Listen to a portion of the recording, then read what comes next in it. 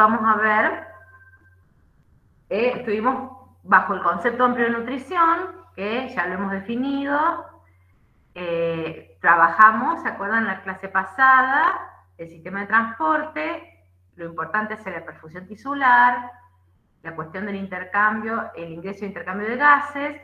Nos falta ver un detalle para que ustedes puedan terminar de integrar en lo que es el sistema de transporte, porque si bien hablamos principalmente del continente, o sea, de lo que rodea, o sea, y hablamos de la linfa como el contenido del sistema linfático, ¿qué es un sistema de transporte? Porque fíjense, cuando hablamos de digestivo, se incorporaba que justamente parte del transporte de los lípidos absorbidos se realiza por la linfa. Entonces, fíjense, tenerlo en cuenta como un líquido corporal que hace al sistema de transporte. Pero nos basamos principalmente en la cuestión de lo que era el continente, o sea, cómo funciona la bomba, cómo se relacionan los circuitos. Nos falta hablar un poquito del contenido, principalmente el contenido, no de la linfa, porque definimos las características, ¿se acuerdan? Y lo comparamos con el líquido intersticial, sino de la sangre, que hay muchas características. Esto es como un repaso para que recuerden las cosas, porque la mayoría de las cosas que vamos a ver ahora en estas 18 diapositivas, en realidad es para que tengan la referencia de cómo hablábamos, que preguntó Patricia, cuál es el límite, hasta dónde, para que lo tengan como hoja de ruta de referencia cuando estudien. Pero son cosas que hemos visto ya en el cuatrimestre pasado. Entonces, la sangre como tejido conectivo. La sangre es el principal sistema de transporte. La linfa participa transportando componentes que después se vuelcan a la sangre, como esto del intestino, se termina volcando ¿a dónde? Al flujo sanguíneo. Entonces la sangre la hemos estudiado el cuatrimestre pasado como tejido conectivo, y en este cuatrimestre principalmente que le damos hincapié a su función como medio de transporte de muchas cosas, ¿no? Obviamente de agua, iones, moléculas orgánicas, vitaminas, y dentro de esas moléculas orgánicas, los principales grupos de las macromoléculas y los desechos nitrogenados que recién vieron con Josefina.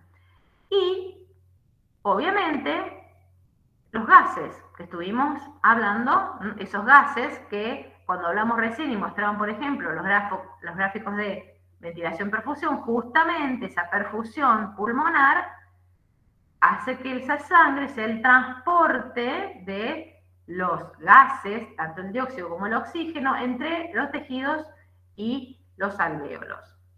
Fíjense que los otros componentes celulares los hemos estudiado cuando vimos sistema inmune. Entonces, pero dentro de esos componentes celulares, hoy también Josefina hizo hincapié en que en esos glóbulos rojos, fíjense que Josefina se refirió a los glóbulos rojos como principal medio transportador con esa hemoglobina que contiene del oxígeno, y también hizo referencia a la hemocateresis, que se llama esa destrucción de esos glóbulos rojos, cuyo producto metabolito, que es la bilirrubina, aparece en orina con todo ese proceso que les explicó Josefina. Entonces, fíjense cómo se va vinculando, que esto que nosotros decimos glóbulo rojo, pero vamos viendo distintos aspectos de cómo funciona todo esto como un gran sistema. En realidad, todos estos son pequeños subsistemas de este gran sistema que es la nutrición. Y una cosa importante en la que hay que reparar es que la sangre, para que pueda cumplir eficazmente, eficientemente esa función, se tiene que mantener fluida. Y entonces existe todo un mecanismo que mantiene la fluidez de la sangre, cuyo principal mecanismo es que ese endotelio que recubre todos los vasos no esté roto. A su vez, el endotelio contiene algunos elementos que hacen, ahí está, fíjense que ya vimos que cualquier cambio en ese flujo sanguíneo aumenta la velocidad, ese endotelio tiene una repercusión, ¿se acuerdan que puede liberar endotelina, puede liberar óxido nítrico, o sea, mensajeros que regulan el flujo, pero a su vez que no esté roto es que lo que asegura es que se mantenga fluida. ¿Por qué? Porque una vez que se rompe, se desencadenan un montón de procesos que son los que llamamos hemostasia. ¿Y esa hemostasia qué es? El conjunto de todos esos fenómenos que hacen a que evite la pérdida de sangre. Entonces es una respuesta inmediata a que a la rotura, cuando se rompe ese endotelio. Entonces, cuando se rompe el vaso sanguíneo, se dan estos procesos y esa hemostasia se puede dividir en dos grandes mecanismos. Lo que se llama como primaria y secundaria, el orden en el que suceden, y a veces porque no se dan las dos conjuntamente. Fíjense que la primaria habla de una vasoconstricción, la adhesión y la agregación plaquetaria, que a lo mejor si la injuria es pequeña, con ese tapón de plaquetas se detiene la pérdida de sangre. Ahora, si esa injuria es mayor, ese mismo tapón plaquetario y los productos que se generan ahí, y a su vez de lo que se rompió ese endotelio, generan la respuesta o hemostasia secundaria, que es la que ya lleva a formar el coágulo, lo que conocemos como coágulo, es lo que conocemos como coagulación, es la hemostasia secundaria. Y obviamente un tercer paso es que, como hablamos, lo importante es mantenerla fluida. Si se forma un coágulo que tapone el vaso, obviamente no es lo que es eficiente en el sistema. Por lo tanto, en la medida que se forma el coágulo, también se activa todo un sistema que se llama sistema fibrinolítico, o sea que son un conjunto de enzimas que se activan como cascada que rompen las fibras de fibrina que se forman en la coagulación para entonces evitar que se taponen. Fíjense que son varios los procesos que se dan en esto que a veces llamamos coagulación, pero lo correcto es llamarlo hemostasia, porque la coagulación es uno de los pasos de la hemostasia. Entonces, fíjense que en la hemostasia primaria tenemos una parte que es netamente vascular, que es que cuando se rompe el vaso, la reacción inmediata es la vasoconstricción, y la rotura de ese endotelio genera que las plaquetas que circulan cerca de la injuria se adosen al lugar de la injuria, se comienzan a activar, liberan un montón de sustancias químicas como ADP, tromboxano, factores plaquetarios, que generan quimiotaxismo de otras plaquetas. Por eso hablamos de activación, ¿sí? Agregación, porque por quimiotaxismo llegan más, y adhesión, porque se activan de tal forma que es como que emiten, entre comillas, pseudópodos, ¿sí? Y quedan unidas unas a otras, por eso forman lo que se conoce como tapón plaquetario. Ahora, sí, con esta... Sí. Disculpe, cuando usted dice injuria, ¿a qué se refiere? ¿A la lesión? A la lesión, exactamente. Sí, sí, a la lesión del vaso. Acá, como dice, la lesión del vaso sanguíneo. Justamente, todo eso que se libera con esa lesión, esos componentes que están en el endotelio y debajo del endotelio, es lo que desencadena toda esta reacción, y parte de esos elementos que se liberan se llama factor tisular, que es como un componente que se libera, que activa, fíjense esto que se llama cascada de coagulación. Entonces, fíjense que es la segunda parte.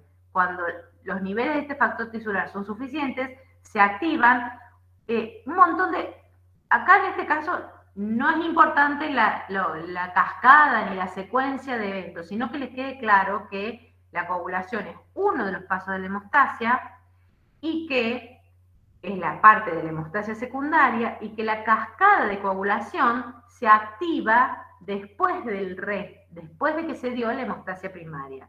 Y esa cascada se puede dar por dos vías, dependiendo el formato, una es más rápida, una más lenta, pero todas las dos vías convergen en lo que se llama vía final común, que esto es lo importante, que sepan que cualquiera de las dos, ven que las dos concluyen en lo mismo, que es que se active el paso de protrombina a trombina. Entonces eso es lo común que tienen, más allá de cómo se haya desencadenado cualquiera de las dos vías.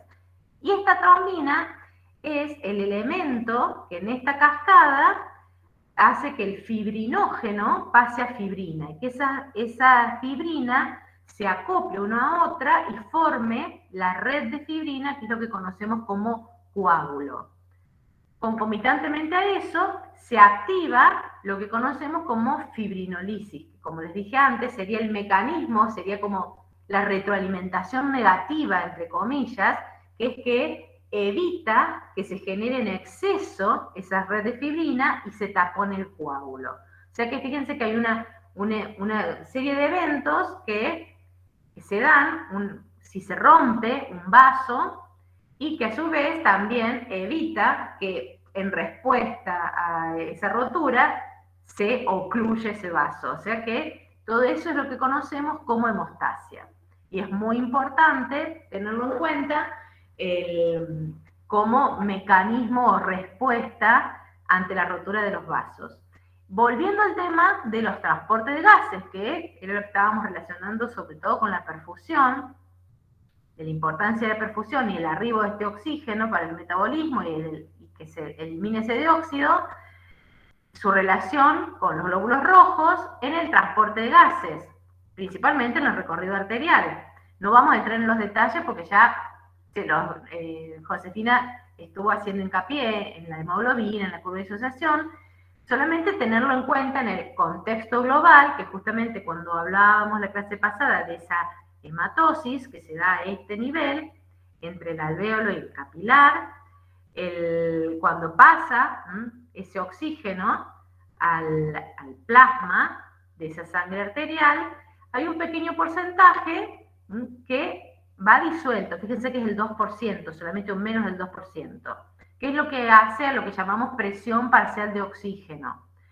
El resto, fíjense, difunde directamente dentro del glóbulo rojo, se acopla la hemoglobina, acorde a todos esos procesos que recién les nombró Josefina, y el 98% se transporta de esa forma. Ese pigmento respiratorio de la hemoglobina, que ya lo hemos visto también como aparición en los mamíferos, muy importante, que hace muy eficiente el sistema, es lo que transporta el 98% del oxígeno hacia los tejidos. Y eso que hablábamos de esos cambios conformacionales, acá justamente la alta presión de oxígeno hace ese efecto que mencionó Josefina, y en el caso de cómo se cede ese oxígeno en los tejidos es porque aumenta mucho la presión parcial del dióxido de carbono. Por lo tanto, justamente disminuye la afinidad de esa hemoglobina por el oxígeno y solo cede fácilmente. Obviamente que allí comienza entonces el recorrido del dióxido de carbono, ¿sí? Acá estaba, eso era para que recordaran conectarlo con lo que les explicó Josefina recién, y ese recorrido venoso entonces, que comienza con ese aumento, esa presión parcial del dióxido de carbono en esa sangre venosa, pero en ese nivel justamente ese dióxido, ustedes saben que ejerce efecto sobre la hemoglobina. Eso ya les está diciendo que también la hemoglobina interviene, pero en un porcentaje, fíjense, del 23% en ese transporte del dióxido de carbono, porque ese dióxido de carbono queda acoplado a la hemoglobina.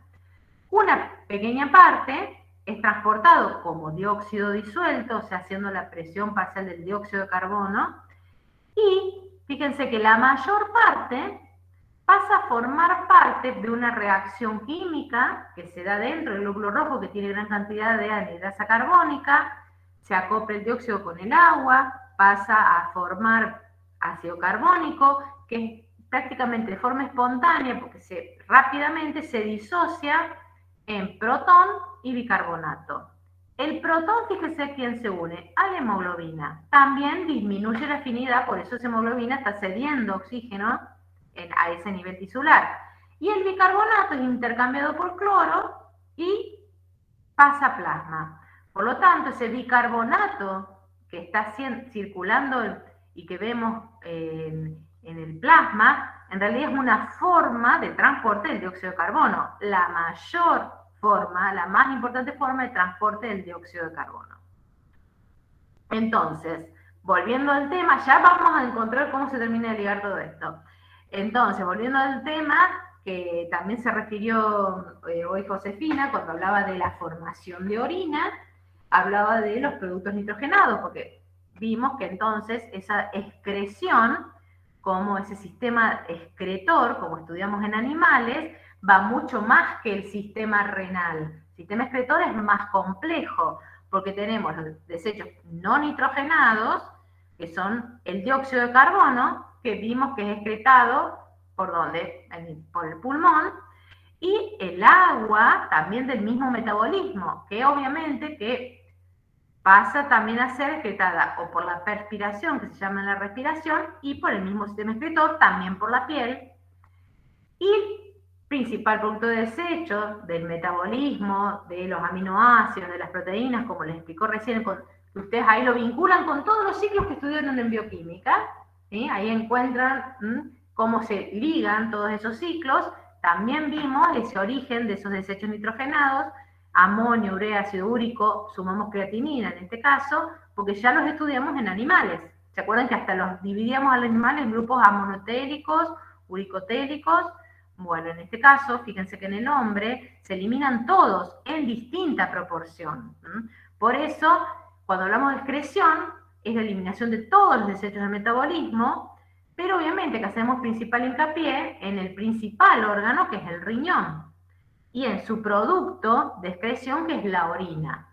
Y como bien les explicó Josefina, entonces siempre tener en cuenta esa eliminación de esos desechos nitrogenados, teniendo en cuenta el origen, como les explicó recién, que obviamente lo podemos vincular hasta con la dieta, ese origen, o sea, con lo que vimos hace 2 clases, porque finalmente, ¿cuál es el origen de esos desechos nitrogenados?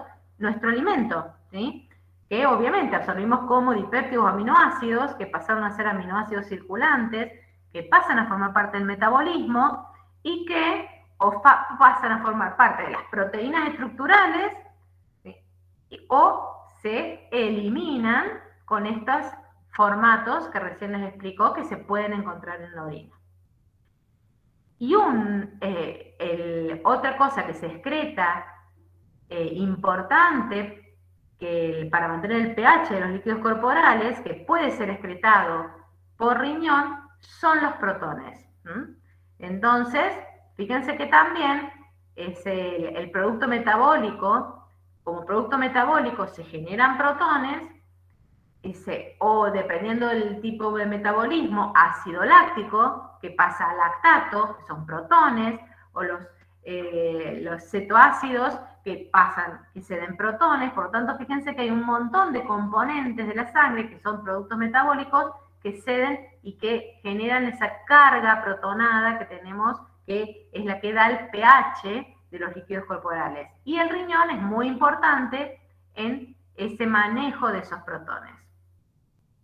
Entonces, ¿se acuerdan que en el sistema excretor de animales vimos que prácticamente todas esas estructuras son compartidas? Hemos ubicado una estructura que hace de filtro, un túbulo con mayor desarrollo, menor desarrollo, donde se produce el intercambio, se recuperan los elementos para utilizar en el metabolismo y se secretan algunos que no pudieron ser filtrados y se secretan en ese tubo, y un poro excretor. Y el sistema renal lo hemos estudiado en animales, por eso tampoco vamos a entrar en mayor detalle, pero obviamente en el humano están las mismas componentes. Una estructura que hace la filtración, una estructura que hace la reabsorción y secreción, que es el túbulo, y una estructura o poro excretor, que serían en este caso las vías urinarias, la uretra, que sería el poro excretor que encontramos en una lombriz. Es mucho más complejo obviamente en el humano, pero cumple la misma función. Y entonces, cuando hablamos del sistema renal, acá entonces tenemos el lugar donde se forma la orina, y el lugar donde se conduce, y el lugar donde se reserva hasta su eliminación por la uretra, que es la vejiga urinaria.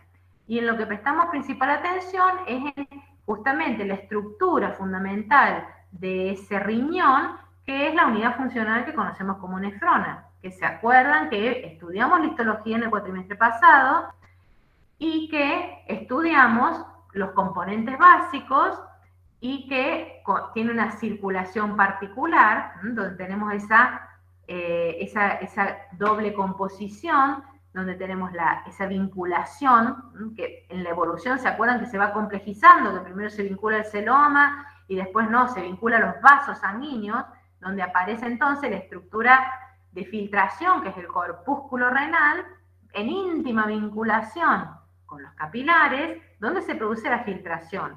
Ese sistema arterial, fíjense que en realidad es un sistema porta-arterial, porque es una arteria que se capilariza y vuelve a ser arteria, recién después se capilariza para constituirse en vénula, o sea que hay dos sistemas arteriales en la nefrona.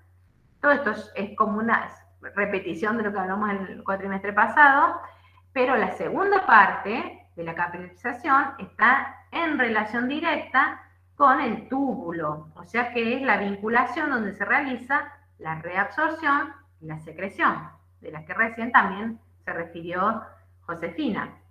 Y cada túbulo tiene una particularidad en su epitelio y en los componentes que tienen en esa membrana, porque dependiendo de los transportadores que tenga, es que adquieren esa capacidad de transportar una cosa u otra. Y hay partes de ese epitelio que son, por ejemplo, impermeables al agua. Si es impermeable al agua, no se intercambia con el medio, por lo tanto, el agua continúa dentro. Y si es permeable al agua, el agua sale porque afuera se genera un gradiente osmolar fuerte, por lo tanto, en los lugares donde es permeable el agua sale. Eso quiere decir que se concentra esa orina. Donde no es permeable, la orina se mantiene con la misma molaridad. Entonces, fíjense que dependiendo del lugar y de la cantidad de estructuras que son las acuaporinas, que permiten por gradiente de concentración, por ósmosis, que el agua salga, dependiendo de su presencia, es permeable o no al agua. Y entonces, esa excreción urinaria, lo que se excreta va a ser resultado de ¿qué? De lo que se filtró, que ahí les mostró recién muy bien Josefina, todo lo que de la sangre puede ser filtrado, menos lo que se reabsorbe, porque eso que fue filtrado, ¿sí? Por acá, se puede reabsorber y pasa a esos capilares peritubulares, pero aquello que no se filtró puede ser secretado, por lo tanto se suma a la formación de orina. Por eso esa formación de orina es el resultado de ¿qué? De aquello que se filtró, menos lo que se reabsorbió, más lo que se secretó. Y cada uno de los componentes, el origen es lo que recién les explicó Josefina. Ahora, esa filtración para vincular con lo que estuvimos estudiando a nivel de perfusión sistémico, de lo que pasaba en esos capilares sistémicos, ¿se acuerdan que lo importante ahí era esa fuerza hidráulica dada por las fuerzas de Starling? Obviamente que pasa lo mismo en los capilares del glomérulo. La presión efectiva de filtración, lo que genera ese primer ultrafiltrado, que se va a terminar convirtiendo en la orina, ¿sí? Está generado por las fuerzas de Starling, que son las mismas que estudiamos cuando vimos a nivel capilar sistémico. Pero hay una diferencia. ¿Se acuerdan que en el capilar sistémico, en el extremo arteriolar, se filtraba porque la presión hidrostática era muy alta, pero a medida que se iba filtrando, la presión hidrostática, porque pierde agua, disminuye, la de las proteínas que no se filtran aumenta, y por lo tanto, en el extremo venoso se reabsorbía. Pero como se reabsorbe menos, ¿se acuerdan? El líquido era absorbido por la linfa. En este caso, fíjense que hay arteriola y arteriola. Ya hay un cambio ahí. Y la arteriola tiene músculo, o sea que ofrece resistencia, ¿sí? Por lo tanto, es un sistema de mayor resistencia. Y esa presencia, al cambiar una arteriola por una vénula, ¿cuál es el efecto? Que la presión hidrostática no decae a lo largo del capilar. Por lo tanto, a lo largo de todo el capilar se filtra. Por eso es tan eficiente la filtración a nivel glomerular. Pero las fuerzas son las mismas, son exactamente las mismas. Entonces, como recién les explicó, hay un manejo de distintas sustancias que terminan formando la orina y hay tres conceptos importantes a tener en cuenta en cuanto a la función, que es algo que también estudiamos el cuatrimestre pasado, que ese proceso de filtración genera ese ultrafiltrado, donde a nivel del túbulo contorneado proximal se da lo que se conoce como reabsorción obligatoria. Recién, por ejemplo, Josefina les mostró el mecanismo de reabsorción obligatoria de la glucosa, que se reabsorbe el 100% de la glucosa que se filtra. Obviamente que si los niveles de glucosa en sangre son muy altos, se satura el sistema, porque ustedes vieron ahí que son transportadores, por lo tanto esas estructuras se saturan, y entonces en ese caso aparece glucosa en la orina. ¿Por qué? Porque no llega a reabsorberse todo lo que se filtra. Entonces, una forma de detectar si tenés niveles altos de glucosa en sangre es cuando aparece la glucosa en la orina. Porque teóricamente se reabsorbe toda, no debería aparecer. Y otra cosa que se reabsorbe de forma importante ahí es el sodio y el agua. Fíjense que la mayor parte del sodio y el agua se reabsorben, sí o sí, eso quiere decir obligatoria, en el túbulo contorneado proximal. Después tenemos el asa de Henle, que se acuerdan que ya hablamos del asa de Henle en el cuatrimestre pasado, que hablábamos que los animales que viven en el desierto tienen una asa de Henle más larga. ¿Por qué?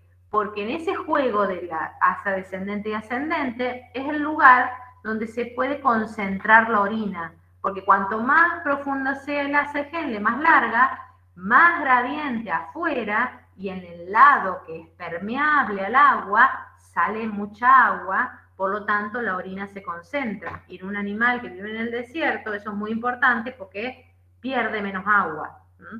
Eso para que lo relacionen con todo lo que estuvimos viendo en el cuatrimestre pasado. Y después llegamos a la última parte, que se llama nefrona distal, que es túbulo colector, túbulo contorneado distal y colector, donde se dice que ahí se lleva la reabsorción facultativa. ¿Por qué es facultativa? Porque va a depender de la presencia de hormonas. Por ejemplo, en una situación de deshidratación, se liberan hormonas que exponen acuaporinas. Por lo tanto, solo ante la presencia de esas hormonas, en este sector se puede reabsorber el 20% de agua.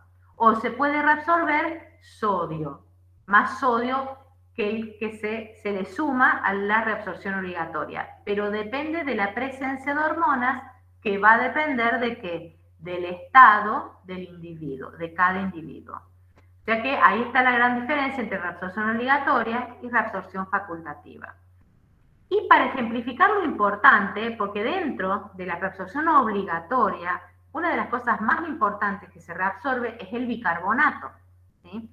Ese bicarbonato se filtra junto con el sodio, y fíjense que en ese caso el sodio se intercambia por protones en las células. Y ese protón que se secreta, fíjense que el protón se secreta, se une a ese bicarbonato filtrado. Y fíjense que lo que está pasando es la inversa de lo que vimos que pasa en el glóbulo rojo.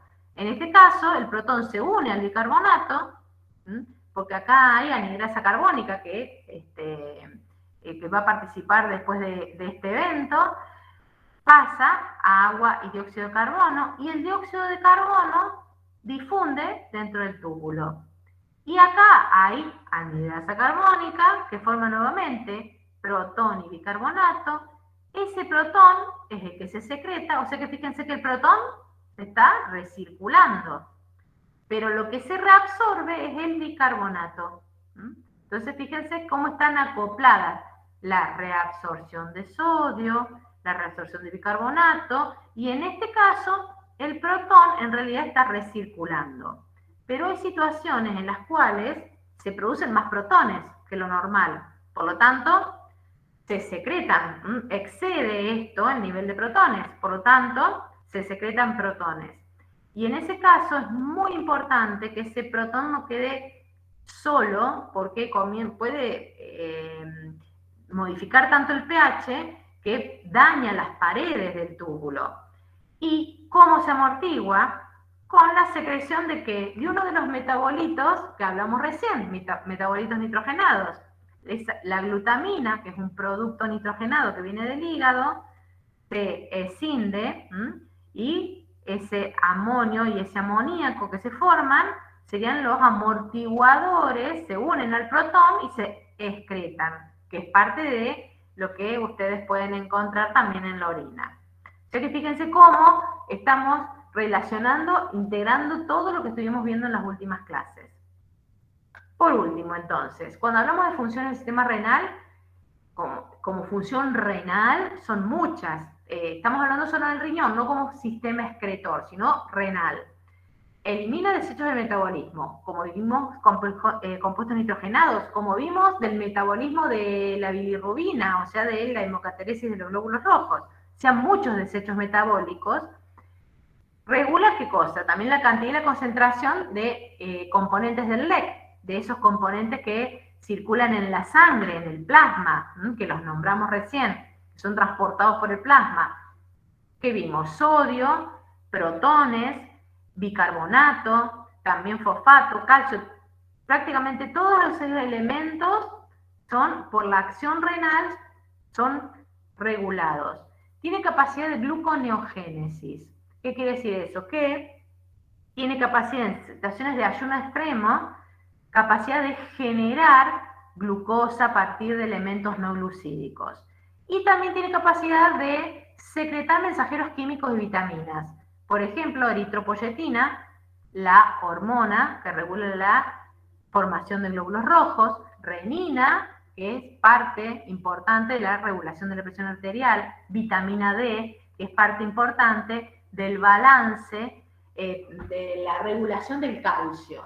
Por lo tanto, cuando nosotros lo ponemos en perspectiva, que es la perspectiva que le vamos a dar para integrar, terminar de integrar todo esto en la unidad temática 4, cuando veamos regulaciones, uno las ve por separado, porque en los libros están en capítulos separados, pero en realidad están todas muy vinculadas. Y fíjense que esta función renal está vinculada al manejar el agua al volumen del líquido extracelular, al manejar el sodio, la osmolaridad, al manejar el potasio, al manejar el fosfato, al manejar el calcio, también regula la calcemia, la calemia y la fosfatemia. Al regular tanto el sodio como el agua, impacta en la presión arterial. Al liberar eritropoyetina, la presión parcial de oxígeno, al regular la eritropoyesis. Al tener capacidad de gluconeogénesis, también impacta en la regulación de la glucemia en ayuno. Y al manejar los protones y el bicarbonato, también impacta en la regulación del pH del LEC. O sea que fíjense que todo eso, en el fondo, está integrado y son las regulaciones que vamos a estudiar en la unidad temática 4. Vieron que no era tan largo, era cortito esto.